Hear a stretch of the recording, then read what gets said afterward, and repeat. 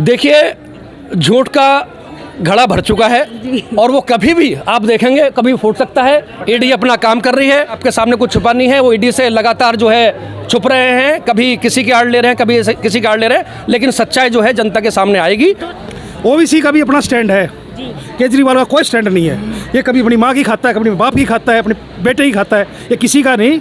ये हिंदू के नाम पे भी है ना जी, कलंक है। हाँ सर, आपका पूरा परिचय जानना चाहूँगी मैं। मेरा परिचय जो है, परिचय तो ये है, हम भारतीय जनता पार्टी के ही सदस्य थे और कुछ अपनी गलतियों के और दूसरों के बहकाव में आके हमने भारतीय जनता पार्टी छोड़ी 2020 में। और हमें लगता था कि आम आदमी पार्टी दिल्ली के विकास के लिए कार्य कर रही है और उनके जो वादे और उनके जो इरादे थे, हम उनके बहकाव में आके भारतीय जनता पार्टी छोड़ के आम आदमी पार्टी हमने ज्वाइन करी। लेकिन जब हम उसके अंदर गए तो हमने वहाँ देखा वहाँ वातावरण झूठ का वातावरण है, वहाँ दिल्ली की जनता को धोखा दिया जा रहा है और बहुत बड़े पैमाने पे जो है करप्शन का जो है एक बड़ा अंबार जो है आम आदमी पार्टी ने खड़ा कर रखा है। और उसको देखते हुए हमें अपनी गलती का एहसास हुआ और उस गलती को हमने आज सुधार किया है और भारतीय जनता पार्टी के परिवार में हम पुनः शामिल हुए हैं और हम भारतीय जनता पार्टी के आभारी हैं कि उसने हमें पुनः अपने परिवार में सम्मिलित किया और हमें शामिल किया।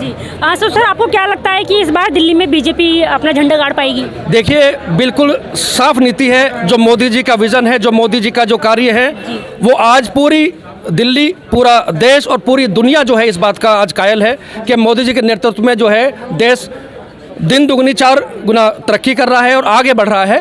तो बिल्कुल साफ है सबके सामने, मोदी जी हैं तो मुमकिन है और मोदी जी हैं तो सब कुछ है। सर, जब केजरीवाल की बात करी जाए, केजरीवाल को अभी तक ईडी ने इतने नोटिस भेज चुके हैं पर केजरीवाल उनके सामने शामिल नहीं हो पा रही है, उनके नोटिस का जवाब ही नहीं दे रही। सर, आपको क्या लगता है कि केजरीवाल की क्या होने वाला उनके साथ? देखिए, झूठ का घड़ा भर चुका है और वो कभी भी आप देखेंगे कभी फूट सकता है। ईडी अपना काम कर रही है, जो भी एजेंसीज हैं वो अपना सारा काम कर रही हैं, आपके सामने कुछ छुपा नहीं है। वो ईडी से लगातार जो है छुप रहे हैं, कभी किसी की आड़ ले रहे हैं, कभी किसी की आड़ ले रहे हैं, लेकिन सच्चाई जो है जनता के सामने आएगी। तो और जिन्होंने जो कहा है, लगता है कि अब की बार केजरीवाल का नंबर है जेल जाने का। देखिए क्या होता है।